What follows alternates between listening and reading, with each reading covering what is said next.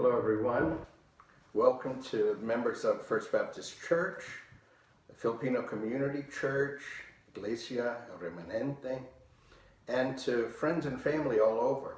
This past week, after posting last week's video, I heard from friends from my elementary school in New Orleans, from high school, college, and seminary, and friends and family members in Florida, Alabama, Mississippi, Tennessee, Louisiana, Texas, Arkansas, California, and El Salvador, and Argentina. The beautiful illustration of what the Bible teaches us, that God works all things together for good. I want to spend a few minutes with you this morning in my favorite psalm, Psalm 46. I find the words of this psalm to be a source of great comfort and reassurance in uncertain times. And we are definitely experiencing uncertain times, aren't we? We're all huddled indoors because of the coronavirus. No one knows how long this is going to last. Is it going to be another month, another 2 months, or longer? I saw a story this morning that anxiety is increasing. There is a mental health crisis now in our church in our country because of this. And while we're all huddled indoors on the outside, the stock market has plummeted. Trillions of dollars in savings have vanished. And much of that money was in the form of savings that people were depending upon for retirement. And so to many people, the situation seems hopeless. But in every hopeless situation, there is hope to be found in God and in His Word. I'm going to read some of the verses from this psalm for you this morning. I'm going to read verses 1 through 7 and verses 10 and 11 if you'd like to follow along in your Bibles. This is Psalm 46. God is our refuge and strength, an ever-present help in trouble. Therefore we will not fear, though the earth give way and the mountains fall into the heart of the sea, though its waters roar and foam and the mountains quake with their surging. There is a river whose streams make glad the city of God, the holy place where the Most High dwells. God is within her, she will not fall. God will help her at the break of day. Nations are in uproar. Kingdoms fall. He lifts his voice and the earth melts. The Lord Almighty is with us. The God of Jacob is our refuge. Be still and know that I am God. I will be exalted among the nations. I will be exalted in the earth. The Lord Almighty is with us. The God of Jacob is our refuge. I chose this psalm because as we are going through the unthinkable, that's exactly the scenario that the writer of this psalm is imagining, the unthinkable. He pictures the earth shaking, the mountains crumbling and the sea churning. It sounds like he's describing perhaps an earthquake and a tsunami. And here in California, we certainly know about that. He thinks he's standing on firm ground when the ground begins to shake. And so he does what you're supposed to do in an earthquake. He heads for higher ground. But when he gets there, and this is in verses 2 and 3, he sees that the mountains are crumbling. So there's only one safe place for him to go, and that's to head to the sea. But when he gets to the sea, he sees that there is no safety for him there. The seas are churning and foaming. Everything that he thought couldn't shake, shook. And that may be how you feel right now. But in this psalm about the calamities of life, I want you to notice that the first word in the psalm is not fear. The first word in the psalm is God. In fact, the first sentence is, God is our refuge. A refuge is a safe place. It's a shelter from danger. And that's what he's saying to you today, that God is your safe place. He is your shelter. He's a God who will be there for you when times are good and when times are bad. In fact, he also says in verse 1 that God is a very present help in times of trouble. Some friends are there as long as you don't need their help, and when you need their help, they're nowhere to be found. But God isn't like that.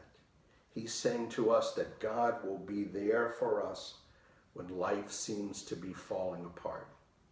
And because he is so sure of this, look at what he says in verse 2. He says, we will not fear. I read recently that there are over 800 recognized phobias. Fear of spiders, fear of snakes, fear of enclosed places, fear of heights. But I imagine that the fears that you have right now are more practical and more immediate. You may fear getting sick. You may fear losing your job. You may fear running out of money or running out of food. You may fear that you will die from the coronavirus, or that someone you love may die, and that you will be left alone. This psalm is saying to you that when God is your refuge, you do not need to be afraid. Someone has counted the number of times that the phrase "fear not" occurs in the Bible. And he found that the phrase occurs 365 times in the Bible. That's once for every day of the year. I don't think that's a coincidence, do you? And I want you to hear God saying to you, do not be afraid, for I am your refuge. Then in verses 4 and 5, the setting in the psalm shifts. And he tells us that not only is God our refuge, that God is our resource. He is our unending supply of strength. In these verses, no longer is he standing on ground that is shaking. No longer do the mountains tremble or the sea shake. Now he finds himself standing next to a calm, peaceful river. You know, life is stressful, not just during the coronavirus, but sometimes just life itself is stressful. Living here in Los Angeles is stressful. The traffic is a nightmare. The city is overcrowded. The cost of living is astronomically high. Every year after Christmas, the week after Christmas, my family and I try to go to Sequoia National Park and spend a week there. When we do, we hike down to the river that runs through the park, the Kauai River. And you sit on the banks of that river and listen to it and watch as the water goes by. And when you do, your cares seem miles away. He's saying that God is like a river for us. He refreshes us and he sustains us. But there's another thing about rivers. Not only do they refresh us and sustain us, rivers are powerful. Even small, quiet rivers are powerful. Several years ago, Mary and I went to Zion National Park in Utah, and it is magnificent. And as you go through the park, you see these huge vertical walls of mountain on either side of a dry riverbed. And I wondered, it looks like an invisible hand just reached down and carved the sides of those mountains. And I wondered how it came to be. So I did some reading and found out that the vertical cliffs on these mountains, the vertical walls of mountain, were actually carved by the Virgin River.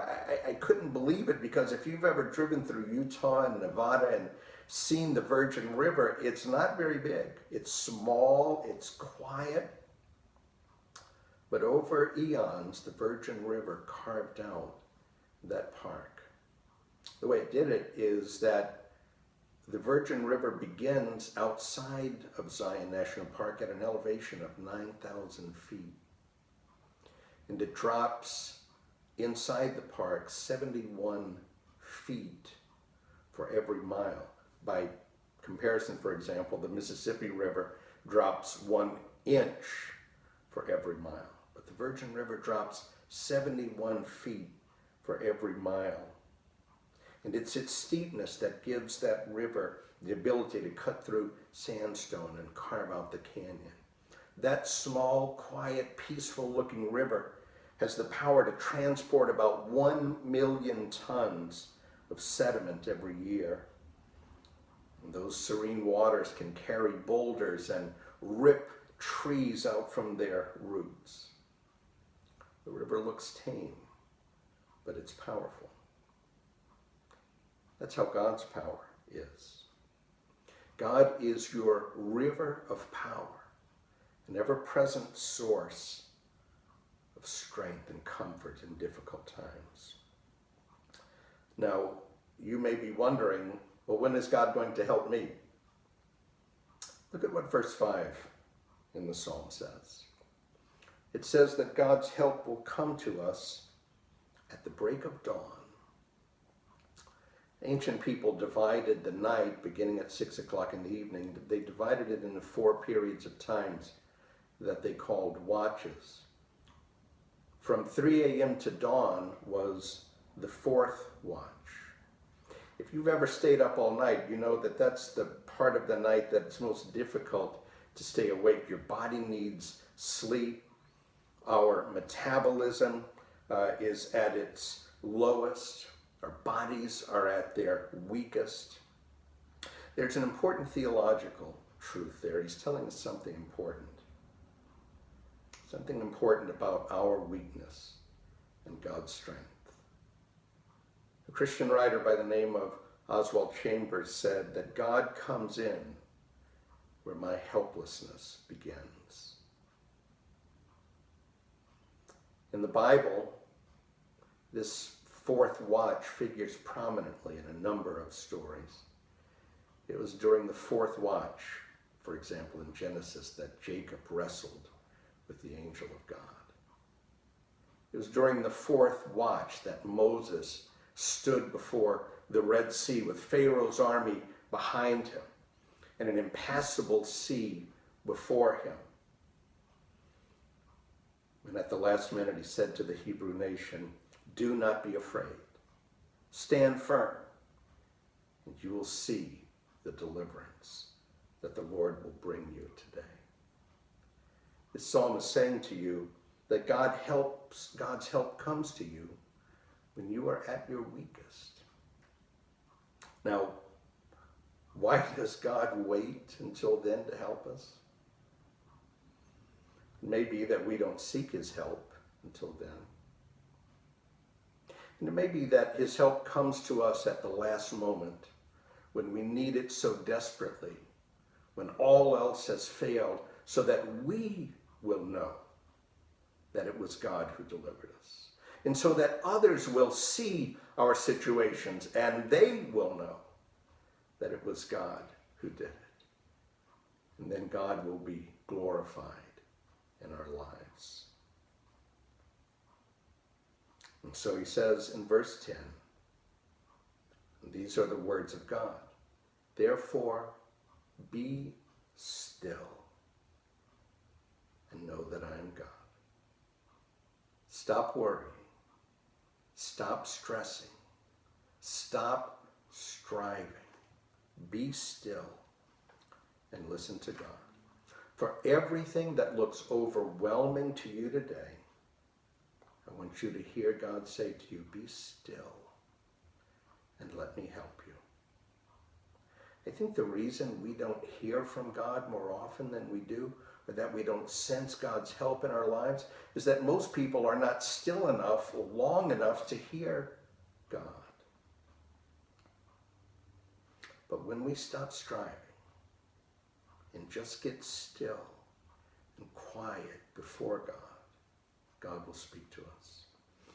often over the years in counseling sessions, if I'm talking to someone who is experiencing great anxiety, perhaps someone who has a difficult decision to make and they've spent months trying to make it and just don't know what to do, I'll do this simple exercise with them. I'll say to them, I want you to just close your eyes and just be still for a moment. And when they close their eyes, I'll say, now take a deep breath and just be quiet.